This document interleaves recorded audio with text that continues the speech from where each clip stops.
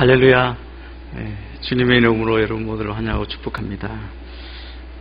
이제 날씨가 많이 쌀쌀해졌는데 여러분 건강 조심하시고 이 연말에 주님의 사랑으로 따뜻하고 또 풍성한 그런 시간들이 되기를 축복합니다. 방금 영상으로 보신 것처럼 우리 수원 2017년 차세대 교사 모집을 하고 있습니다. 로비에 가시면 우리 신청을 받고 있는데 여러분 교사로 많이 지원해 주시기를 바랍니다. 영상을 보면서 또 다음 세대를 생각할 때 숨기는 분들이 얼마나 귀한지 저에게 많은 감동을 주는 것 같습니다. 우리가 필요한 자리에 또 다음 세대를 준비하는 우리의 자녀들에게 정말 말씀으로 생명을 나누어주는 그런 사역에 함께 동참하고 헌신해 주시기를 바랍니다. 꼭 나가실 때 여러분 본인이 필요하신 곳이 어딘지 확인하시고 또 신청해 주시면 감사하겠습니다. 또 엔젤트리 여러분 보셨는데 작년처럼 금년에도 또 여러분의 사랑을 나누는 그 일에 함께 참여해 주시길 바랍니다. 이제 교회에서 저희들이 신청을 받아서 우리의 사랑이 필요한 그 대상을 정해서 저희들이 이제 여러분들이 자발적으로 참여해서 선물을 보내기를 원합니다. 연말에 귀한 사랑의 선물들을 잘 나눌 수 있도록 그렇게 해주시길 바랍니다. 어제 저녁에 저희 교회 임직식이 있었습니다. 임직 예배를 통해서 저희 수원에서 권사 7분, 안수집사 10분이 임직을 받으셨습니다. 17분이 임직자로 이렇게 새롭게 임직을 받으셨는데 여러분 보시면 축하해 주시면 감사하겠습니다. 아마 이 자리에도 계신 것 같은데 한번 박수로 우리 축복했으면 좋겠습니다. 감사합니다. 여러분이 기도해 주셔서 지난주 오사카 러브소나타 저희 수원팀 26명이 잘 다녀왔습니다. 열심히 섬기고 돌아왔는데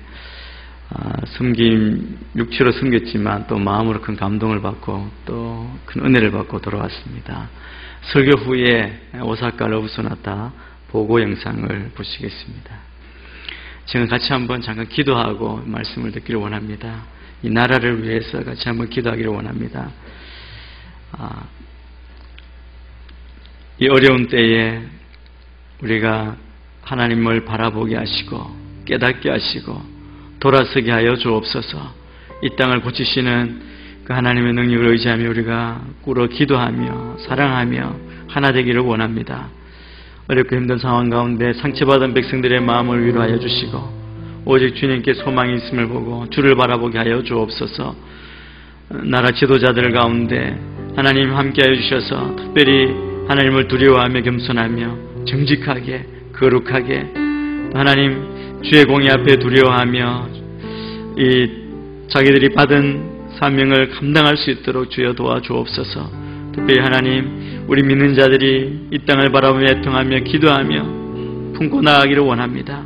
다시 한번 주님 기회를 주시고 이 땅이 주님 앞에 올바로 쓰임받는 그런 민족 되게 하여 주시옵소서. 이 시간 이 나라 이 민족을 위해서 같이 한번 합심하여 기도하며 나아가겠습니다. 기도하겠습니다. 하나님 아버지 감사합니다. 우리로 하나님 이 땅을 향하여 주를 바라보며 기도하게 하시고 우리 주님께 소망이 있음을 믿음으로 보며 하나님 엎드리게 하여 주시니 감사합니다.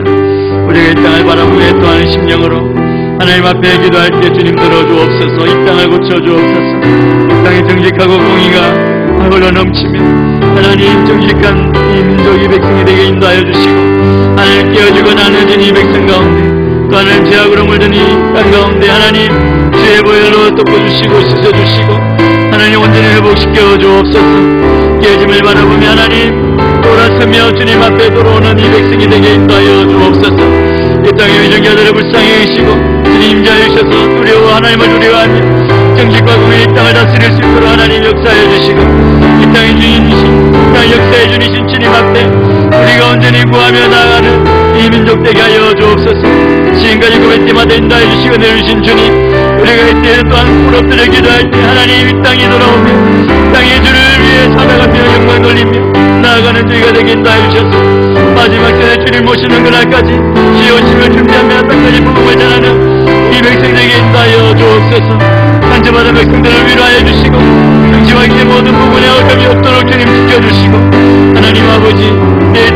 우리가 겸손하게 주를 섬기며 나아가고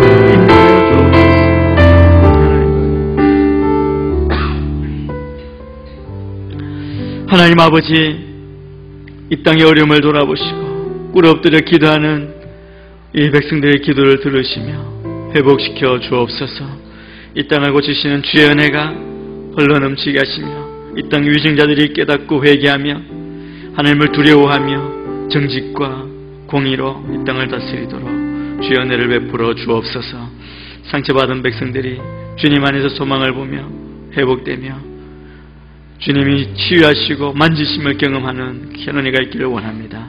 이 땅에 우리 믿는 자들이 주님 앞에 엎드리며 주의 도우심과 긍휼을 구할 때 주 응답하여 주옵소서.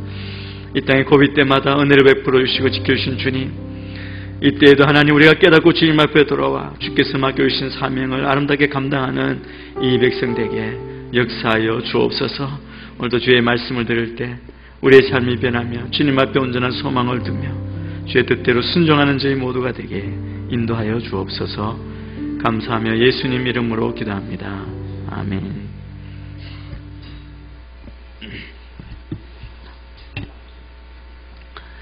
우리는 모두 다 환경의 지배를 받고 살아가고 있습니다.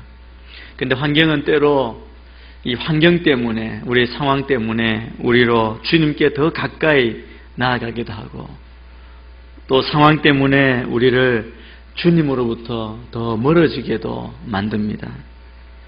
그런데 바울의 삶을 보면 바울은 환경에 흔들리지 않았던 그 모습을 보여주고 있습니다. 그는 흔들림 없이 자족하는 사람이었음을 보여줍니다. 그가 때로 궁핍에 처하고 풍부에 처하고 배부르고 배고프고 풍족하든 궁핍하든 모든 상황에 형편에 처하는 비결을 배웠다라고 그렇게 증거하고 있습니다.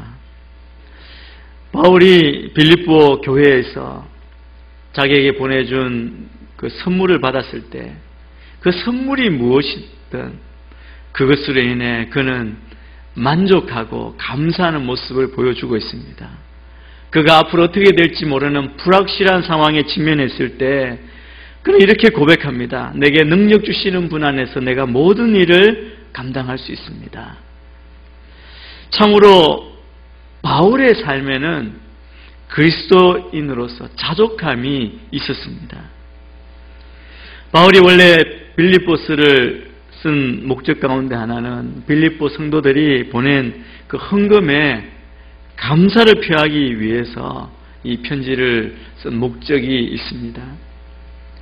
빌립보 교회는 바울이 감옥에 갇혔음을 듣고 그를 섬기기 위해서 에바브로디도를 택해서 바울에게 보내고 그 편에 헌금을 보냈습니다. 바울은 이 빌립보스를 마치면서 그것이 얼마나 큰 힘이 되었고 기쁨이 되었고 격려가 되었는지를 기록하고 있습니다. 우리 10절 말씀을 우리가 같이 한번 읽겠습니다. 시작. 내가 주 안에서 크게 기뻐하는 것은 여러분이 나를 위해 생각하던 것이 이미 싹이 났기 때문입니다. 이에 대해 여러분이 관심은 있었지만 바울이 빌립보 성도들이 보내준 그 선물을 받고 기뻐했다고 이렇게 기록합니다. 그것도 굉장히 크게 기뻐했다고 말합니다. 바울은 선물로 인해서 기뻐했습니다. 저도 제가 처음 중국에 나갈 때는 저희 교회 정책상 선교사 신분으로 나가서 파송도 받고 그렇게 나갔습니다. 그래서 어느 공동체랑 연결이 되기도 했습니다. 한 1년쯤 지났을 때 성탄절 이때쯤인 것 같습니다. 성탄절이 가까이 올 때 소포가 왔더라고요. 소포가 와서 그 소포를 뜯어보니까 그 안에 아기자기한 아주 재밌는 것들로 가득 채워져 있고 얼마나 그 마음이 기뻤는지 모릅니다. 그 선물, 그 정성이 느껴지는 그 선물을 받으니까 너무나 기쁘더라고요. 연말이나 또 명절 때마다 저희 교회에서 선교사님들을 위해서 저희들이 정성껏 성도사 자녀들을 위해서 선물을 보내는데 아마 선교사님들이 그 선물을 받았을 때 그 마음이 지금 바울처럼 크게 기뻐하는 마음으로 가득할 것입니다. 여러분, 물질뿐 아닙니다. 저는 처음 1년쯤 되었을 때 추석 연휴 때 이 수원 하가운 팀이 2007년인 것 같은데요. 저희 그 하가운 사역을 섬기기 위해서 아우리치를 와주셨습니다. 근데 오셨는데 공항에서 영접할 때 제가 깜짝 놀랐습니다. 버스로 2대인데 70명이 오셨더라고요.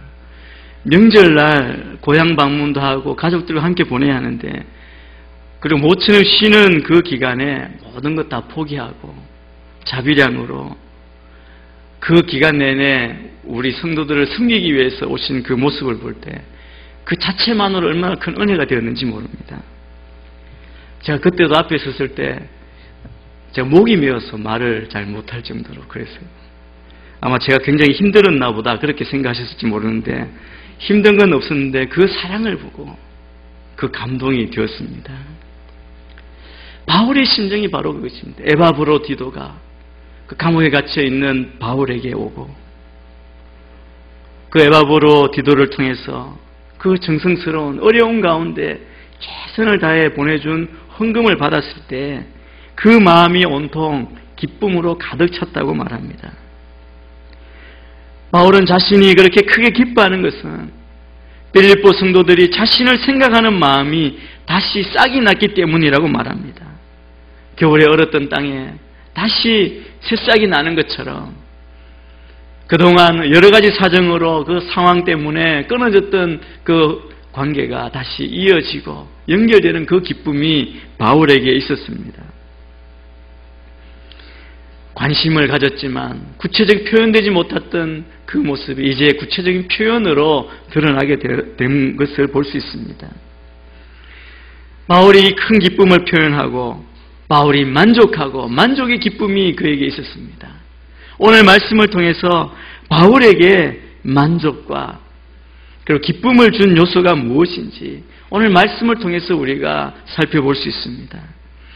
바울이 어떻게 무엇 때문에 그렇게 만족함을 느꼈는지 3가지 요소가 그의 삶 가운데 변화무쌍한 그런 모든 상황과 환경을 이기는데 도움을 주었음을 보여주고 있습니다. 바울이 만족함을 느끼게 하는 그 요소 첫째는 믿는 사람, 그리스도인들의 관대함입니다. 여러분, 주님은 이 땅에 궁핍한 사람들, 특별히 궁핍한 그리스도인들을 돕기 위해서 누구를 사용하시느냐 하면 관대한 그리스도인을 사용하십니다. 돈이 많고 부자, 그 조건이 아니라 그 마음의 믿음대로 관대한 사람을 쓰신다는 겁니다. 빌립보 성도들은 바울에 대해서 그렇게 관대한 마음을 항상 가지고 있었습니다. 빌립보 교인들의 이 관대한 섬김에 대해서 바울이 직접적으로 그 기쁨을 표시하고 있습니다. 여러분, 우리가 믿는 기독교 정신의 아주 기본적인 정신이 바로 이것입니다. 관대함의 정신입니다. 관대한 마음은 우리 그리스도인의 모든 관계와 교제 속에 빠질 수 없는, 어떻게 보면 가장 근본적인 그런 마음이라고 할 수 있습니다. 바울은 이 마음을 가지고 이 10절과 가장 가까이 연결되는 14절에서 이렇게 말합니다. 여러분이 내 환난에 함께 참여했으니 잘했습니다 라고 말합니다. 그들이 바울에게 헌금을 보내고 후원했던, 에바브로디도를 보낸 모든 것, 그것이 바울이 겪고 있는 환난에 함께 동참한 것이라고 말하는 겁니다. 그런데 바울이 뭐라고 이야기합니까? 그렇게 한 것이 참 잘한 것입니다. 믿는 자로서, 교회로서 반드시 해야 될 가장 중요한 것, 그래서 칭찬을 하고 있습니다. 여러분, 그리스도인이 행하는 이 관대함은 하늘나라의 보물을 쌓는 것입니다. 바울은 그 선물을 받고 이렇게 말합니다. 내가 선물을 구하는 것이 아닙니다. 오직 여러분의 봉사의 열매가 풍성하기를 바랍니다라고 말합니다. 바울에게는 실제적으로 빌립보 성도들이 보낸 그 도움이 필요했었고, 그것을 받을 때 그 느낀 기쁨과 위로를 솔직하게 표현했습니다. 그렇지만 바울이 이렇게 얘기하는 것은 선물을 구한 것이 아닙니다. 이 말은 그 물질에 그 보낸 것에 욕심을 가지거나 탐욕을 가지거나 탐하지 않았다는 그런 자기의 고백입니다. 바울이 정말 욕심을 가지고 탐했던 것은 다른 것이 아니라 그것을 보낸 빌립보 성도들이, 헌금한 빌립보 성도들의 삶의 열매가 풍성하기를 원한 것입니다. 여러분, 이것이 우리 그리스도인들의 아주 기본적인 태도이고 우리가 개발해야 될 우리의 관대함의 동기라고 할 수 있습니다. 그들은 궁핍한 자들에게 관대함을 보여주는 모습을 보여줍니다.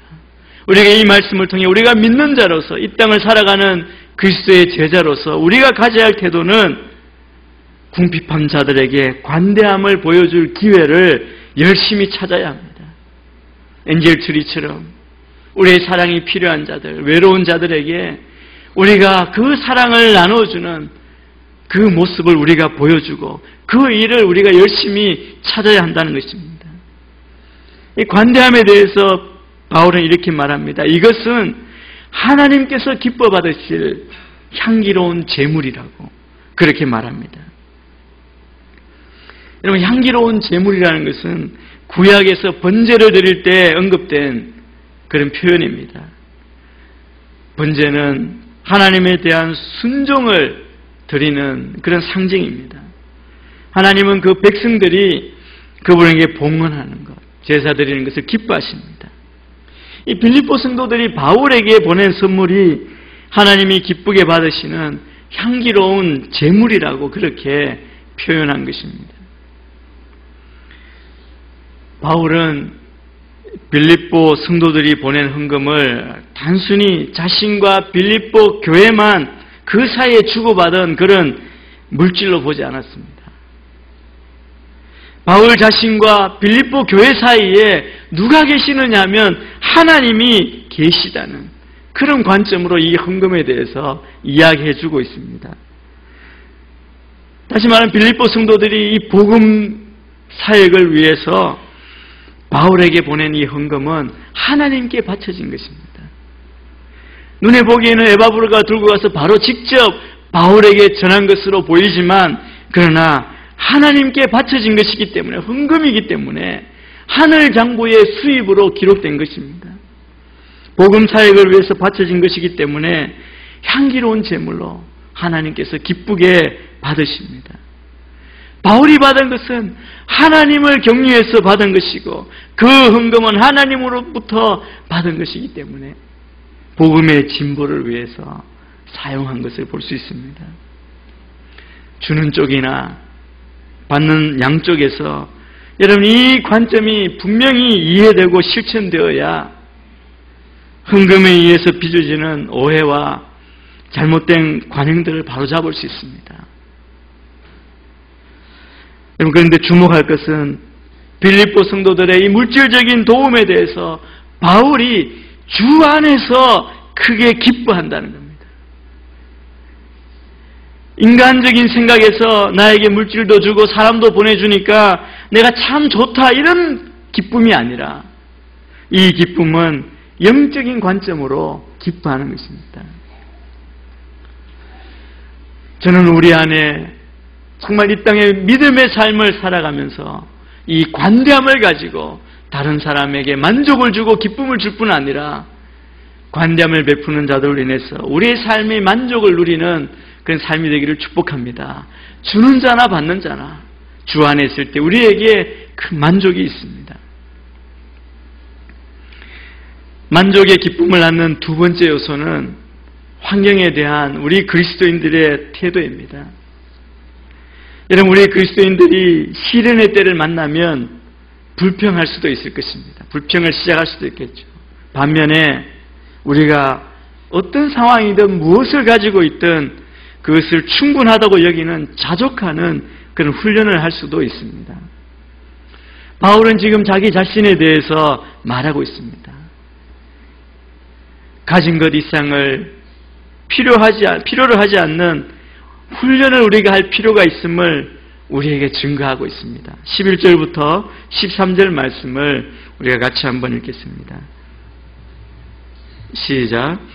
내가 궁핍함으로 이런 말을 하는 것이 아닙니다. 자족하는 법을 배웠습니다. 나는 궁핍에 처할 줄도 알고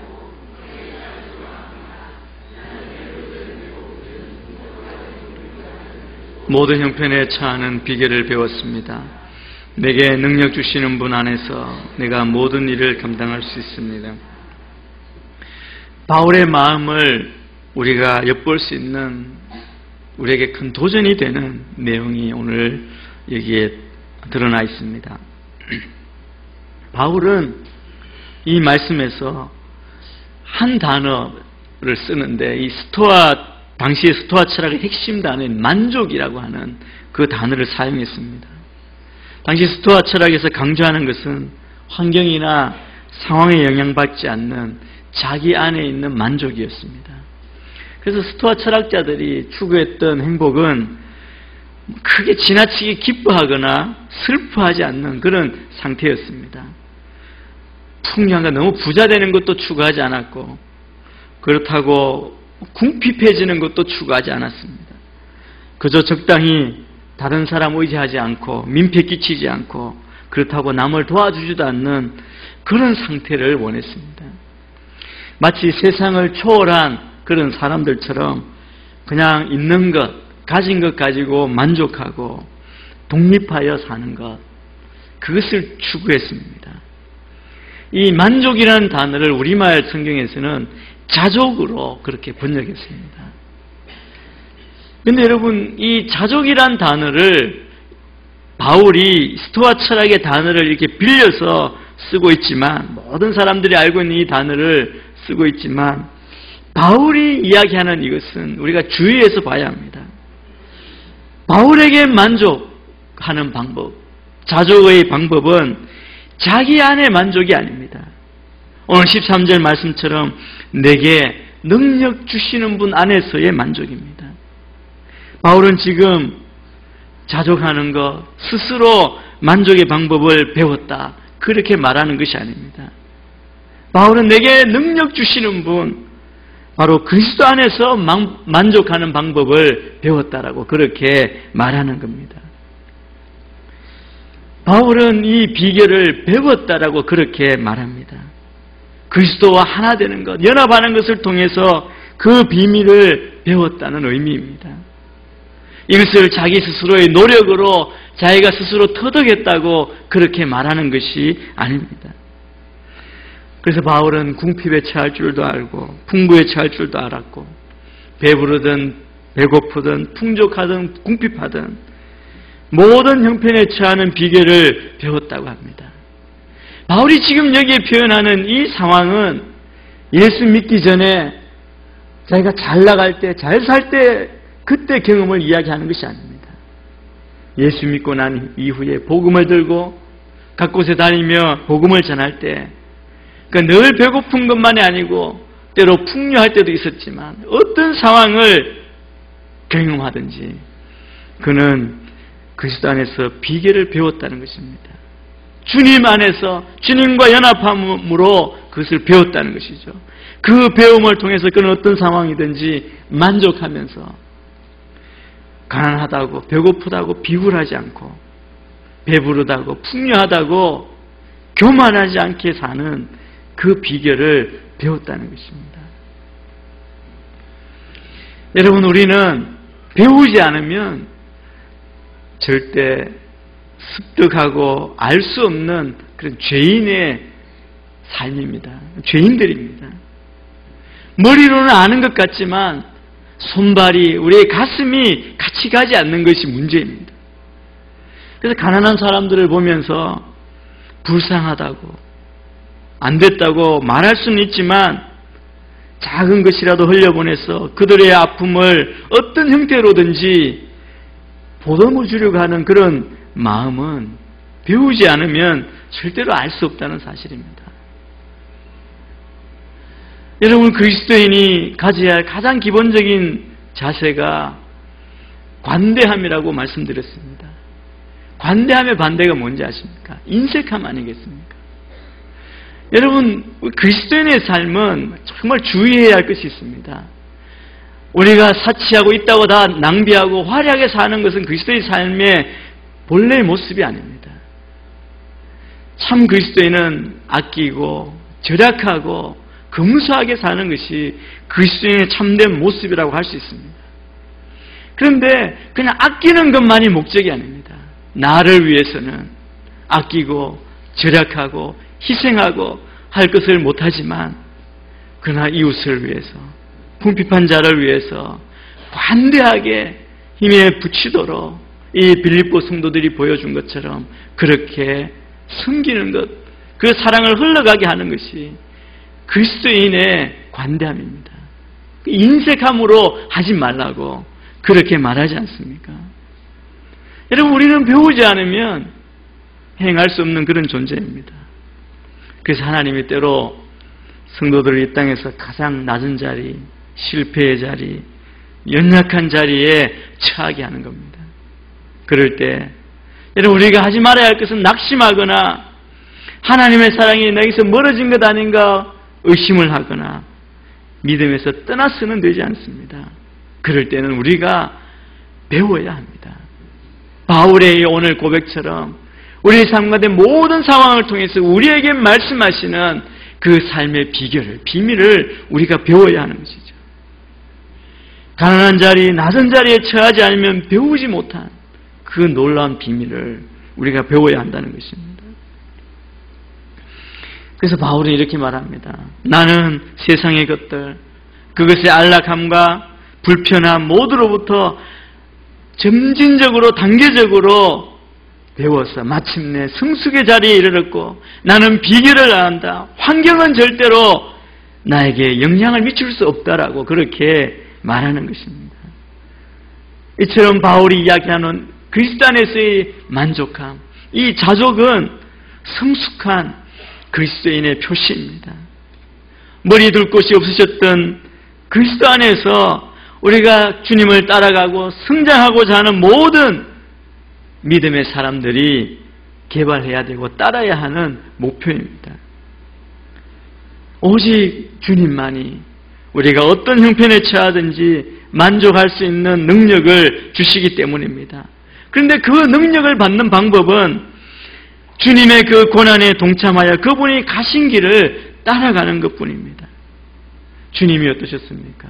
하늘 보좌를 버리시고 가장 낮은 이 땅에 오셔서 모든 것을 포기하시고 우리를, 다른 사람들을 섬기시기 위해서, 구원하시기 위해 사셨던 그 삶의 방식을 따라가는 삶을 우리가 살아야 합니다. 우리가 그 삶을 살 때 그리스도 중심으로 우리가 삶을 이해하고 그리스도의 관점으로 목표를 설정하고 그렇게 살아갈 때 바울처럼 어떤 형편에 처하든지 만족하며 사는 비결을 배울 수 있습니다. 저는 우리 안에 그 비결을 배우시는 여러분이 되기를 축복합니다. 여러분, 우리를 만족해 하는 것은 이 삶의 모든 상황을 넘어서서 그것을 통해 하나님께서 주시는, 가르쳐 주시는 것을 배우는 마음으로 갈 때 우리의 삶이 만족의 기쁨을 누릴 수 있을 줄 믿습니다. 세 번째, 자족하는 그리스도인인 바울은 하나님께만 오직 영광을 돌리는 삶을 살았습니다. 이 말은 하나님만 믿었기 때문에 그의 삶에는 자족한 만족이 있었다는 겁니다. 그럼 마지막에 이렇게 고백합니다. 하나님 우리 아버지께 영광이 무궁하시기를 빕니다. 여러분, 바울은 무엇에 대해서 하나님께 영광을 돌리고 있습니까? 바울이 하나님께 영광을 돌리는 것은 뭐 좋은 것, 잘된 것뿐만 아닙니다. 빌립보 성도들이 자기를 도울 수 없었을 때도, 연락이 끊어졌을 때에도 그것 때문에 하나님께 영광을 돌리고, 배고팠을 때에도, 풍족했을 때에도 모든 환경들을 바울은 하나님께서부터 온 것으로 그렇게 받아들였습니다. 그 모든 것 안에서 하나님께 영광을 돌렸습니다. 왜 그렇습니까? 바울은 하나님은 신뢰할 만한 분이라는 것을 그렇게 믿었기 때문에, 고백했기 때문에 그렇습니다.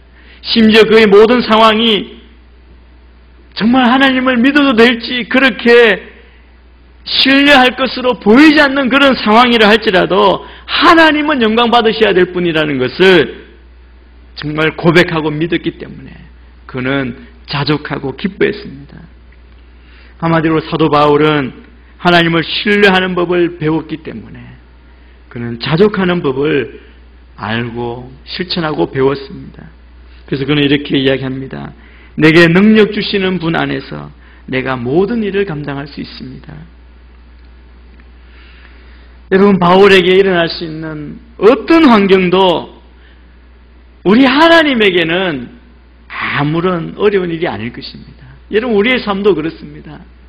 우리에게는 힘겨운 일이 있을 수 있습니다. 그러나 하나님에게는 힘겨운 일이 아닐 것입니다. 그렇기 때문에 우리가 어떤 상황을 만나더라도 바울처럼 우리도 역시 당황하지 않고 하나님께 영광을 돌리며 자족하며 어떤 상황도 이겨낼 수 있는 그런 믿음의 길을 걸어갈 수 있을 것입니다. 여러분, 이것이 강한 믿음입니다. 저는 우리 모두가 이 강력한 믿음의 삶을 사시게 되기를 축복합니다. 여러분, 여기에 보면 핵심 단어는 그리스도 안에라는 말입니다. 여러분, 능력은 주님께서 제공하시는 그 안전으로 끊임없이 우리가 정말 의지적으로 그 안에 피하는 겁니다.